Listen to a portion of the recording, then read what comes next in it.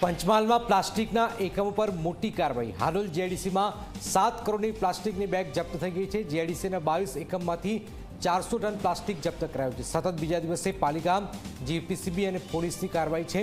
પેકિંગમાં લખેલા માઇક્રોન કરતાં ઓછા માઇક્રોનની અહીંયા પ્લાસ્ટિક બેગ બનતી હતી। અને આ બધા જે યુનિટ છે એની બહાર કોઈ પણ પ્રકારની એની ઓળખ, નિશાની, નામ, જીપીસીબીનું ઓથોરાઇઝેશન કંઈ જ લખેલું હોતું નથી। અને પેકેજિંગ મટીરિયલના નામે એના ઉપર 51 માઇક્રોન લખેલું હોય છે, પણ એની અંદર એ પેકેજિંગ મટીરિયલ પોતે પણ 50 માઇક્રોનથી ઓછું હોય છે। અને જે માલ સીઝ કે જપ્ત કરવામાં આવ્યો છે તે તમામ માલ 120 માઇક્રોનનો હોવો જોઈએ, એના બદલે માત્ર 20 માઇક્રોનનો છે। આથી આવો હાનિકારક જે પ્લાસ્ટિક છે એ નગરપાલિકા દ્વારા જપ્ત કરવામાં આવ્યું છે, જેની માર્કેટ વેલ્યુ અંદાજે 7 કરોડ ઉપર થવા જાય છે।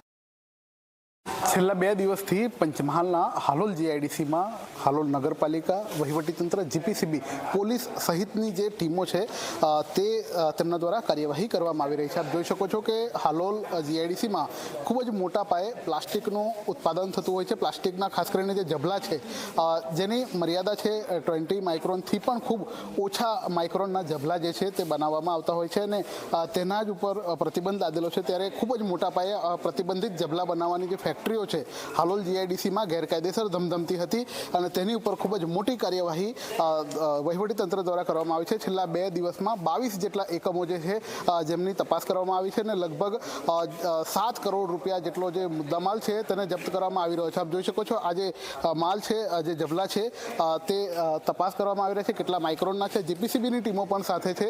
લગભગ 7 કરોડ જેટલો જે મુદ્દામાલ છે પ્લાસ્ટિકના જબલાનો તેને જપ્ત કરવામાં આવ્યો છે અને આગળ પણના કાર્યવાહી સતત ચાલુ રહેવાની છે। આ તરફના દ્રશ્યો બતાવવા માંગીશ કે હાલોલ નગરપાલિકાના ચીફ ઓફિસર સહિત જે જીપીસીબીની ટીમો છે તે આ જે જબલા છે તેના માઇક્રોન્સ જે છે તે ચેક કરી રહી છે। ખાસ કરીને આ ફેક્ટરીઓને લીધે હાલોલની આસપાસના જે જળસ્તર છે, ભૂગર્ભ જળ છે તે પ્રદૂષિત થયા છે અને સાથે સાથે આસપાસની જે નદીઓ છે તેની અંદર પણ ખૂબ જ મોટા પાયે પ્રદૂષણ ફેલાઈ રહ્યું છે। આસપાસના મધવાસ છે, કરાડ નદી અને ગોમા નદીના જે નદી તટના ગામો છે તેની અંદર પણ પાણી પ્રદૂષિત થયું છે।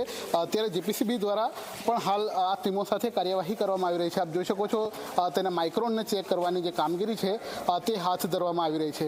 આ જ પ્રમાણે હાલોલ જીઆઈડીસીમાં આવેલી તમામ ફેક્ટરીઓ જે છે તેની પર આ પ્રમાણે કાર્યવાહી કરીને ગેરકાયદેસર જે ઉત્પાદન થતું હોય તે મુદ્દામાલ છે તેને જપ્ત કરવામાં આવી રહ્યો છે।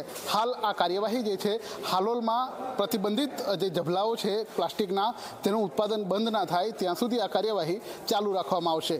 જયેન્દ્ર ભોઈ, ઝી 24 કલાક, હાલોલ, પંચમહાલ।